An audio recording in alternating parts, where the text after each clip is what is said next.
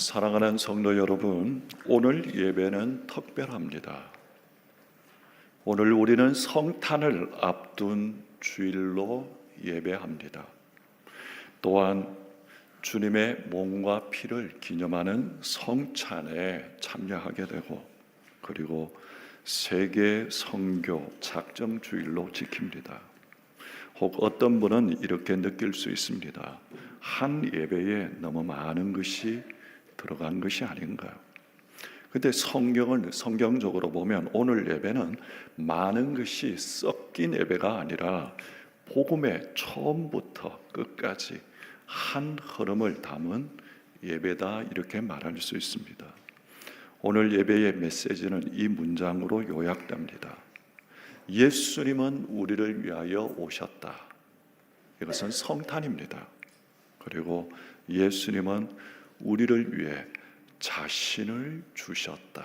이것은 몸과 피를 기념하는 성찬입니다. 그리고 이제 우리를 세상으로 보내신다. 이것은 선교를 의미합니다. 첫 번째, 예수님은 우리를 위해 오신 하나님이십니다. 성경은 예수님을 단순히 하나님이 보내신 사람이나 위대한 선지자로 말하지 않습니다. 성경은 어떻게 말하냐 하면 예수님 자신이 하나님이시다. 하나님이 우리를 위해 오셨다고 분명히 증언합니다. 요한복음 1장 14절에 한번 보겠습니다. 함께 읽겠습니다.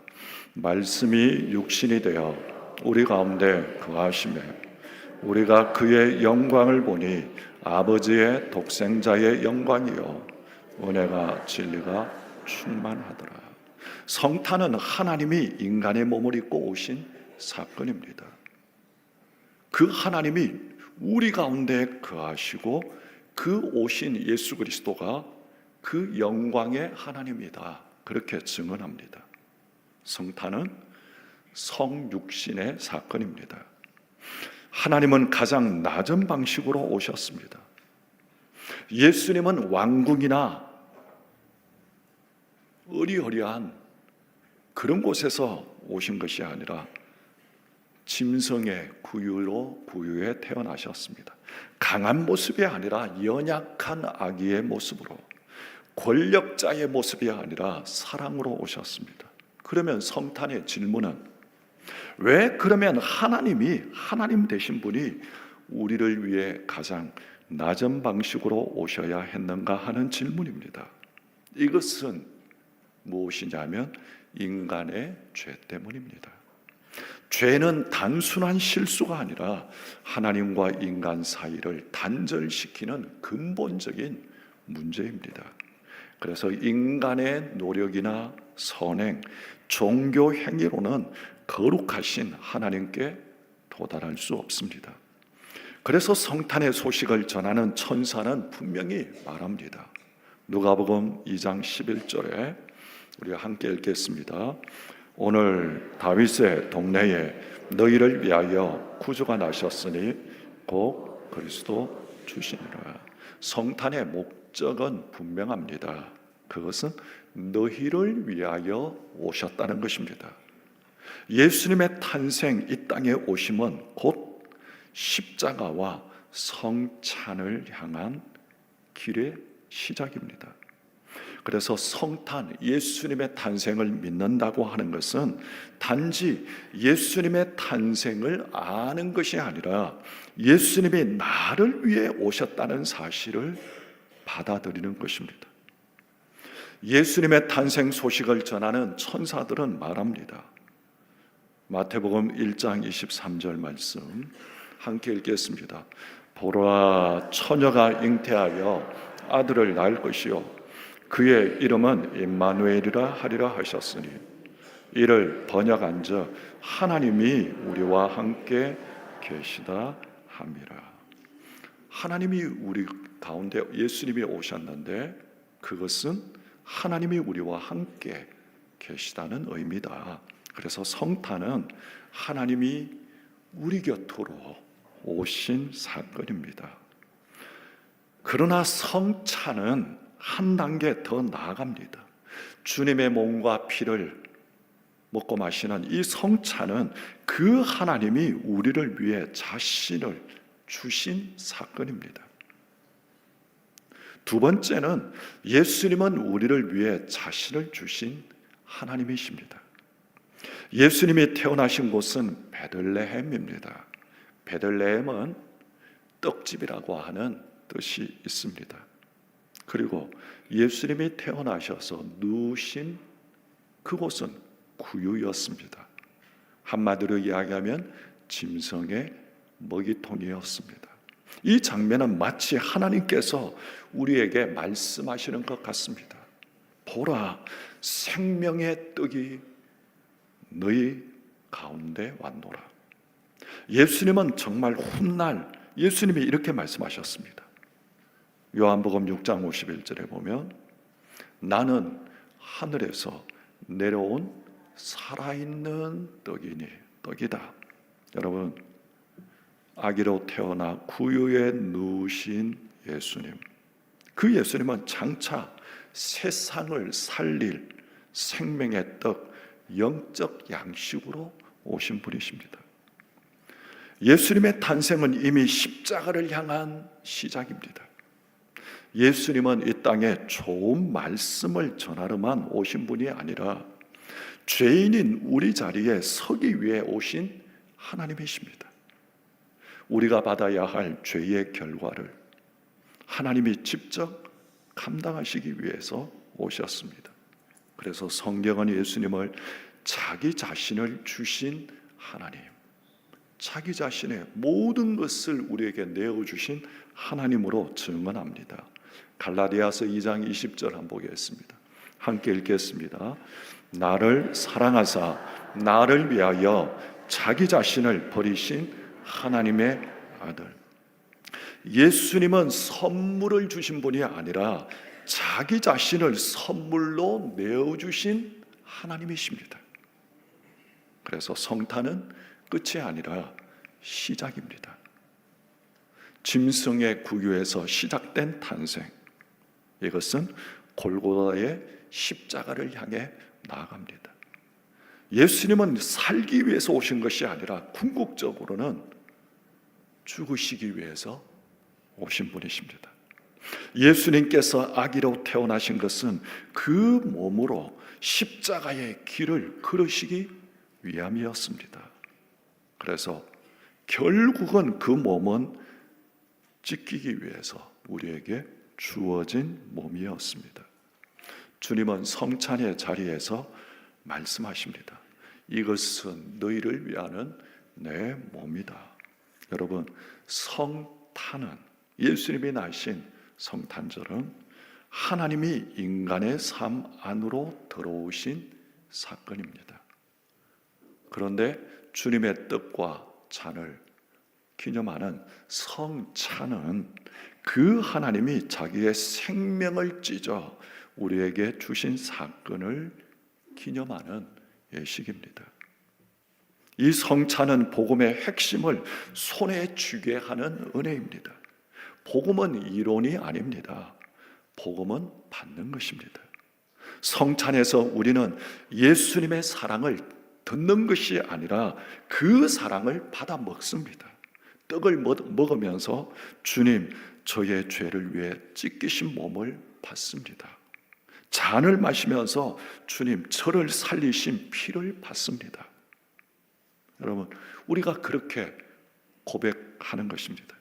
성찬은 복음을 가장 단순하면서도 가장 깊이 있게 경험하는 자리입니다. 그래서 성찬은 단순한 기념이 아닙니다. 대신 내어주심을 몸으로 피로 각인시키는 복음의식이 성찬입니다. 주님은 이것은 너희를 위하여 주는 내 몸이다. 이 잔은 내 피로 세운 새 언약이다. 이렇게 말씀하셨습니다. 그런데 이 성찬에 참여하면서 성찬은 끝이 아니라 삶의 방향을 바꾸는 자리입니다. 바울은 너희가 이 떡을 먹고 이 잔을 마실 때마다 주의 죽으심을 전해야 한다고 말합니다. 성찬은 예배 안에서만 끝나지 않습니다. 끝나서는 안 됩니다. 성찬은 삶으로 이어지는 복음의 힘이 되어야 합니다. 그래서 바로 이 지점에서 성찬은 선교로 연결되는 것입니다. 그래서 크게 세 번째는 예수님은 이제 우리를 보내시는 하나님이십니다.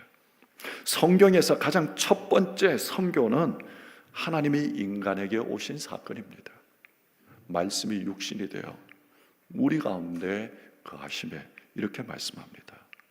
주님은 이 땅에 우리를 위하여 오셨고, 그리고 자신의 몸과 피를 우리에게 내어주시기 위해서 십자가를 지시고, 주님의 몸과 피, 성찬을 받는 사람은 반드시 보냄받는 사람이 됩니다. 예수님은 성찬을 주신 후에 이렇게 말씀하셨습니다. 요한복음 20장 21절 우리 다 같이 읽겠습니다. 아버지께서 나를 보내신 것 같이 나도 너희를 보내노라. 나도 너희를 보내노라. 이 말씀의 구조를 보십시오. 하나님 아버지께서 예수님을 보내십니다. 이게 성찬입니다. 성탄입니다. 그런데 예수님은 제자들에게 뭐라고 말씀합니까? 제자들을 내가 너희를 보낸다. 이것은 선교입니다. 그래서 예수님이 탄생하신 성탄, 그리고 예수님의 몸과 피를 기념하는 성찬, 그리고 보냄을 받은 몸과 피에 참여하는 성도들은 머물러 있을 수가 없고 보냄을 받게 되는데 이것은 선교입니다. 이것이 하나의 복음의 큰 흐름입니다. 여러분, 우리가 선교를 하는 이유가 무엇입니까? 그것은 이미 큰 사랑을 받았기 때문입니다. 선교는 부담이 아닙니다. 선교는 빚진 자의 고백입니다. 그래서 로마서 1장에 보면 헬라인이나 야만인이나 내가 다 빚진 자다, 그들에게 빚진 자다고 고백합니다. 우리는 하나님의 사랑을 충분히 받았고 용서를 받았고 생명을 충분히 받았습니다. 그래서 선교는 흘려보내야 하는 은혜입니다.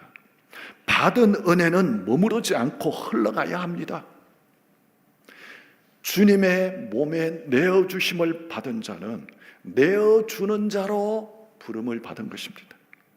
예수님은 십자가와 부활 이후 제자들에게 여기 머물라 이렇게 말씀하지 아니하시고 예수님은 나도 너희를 보내노라 이렇게 말씀하셨습니다.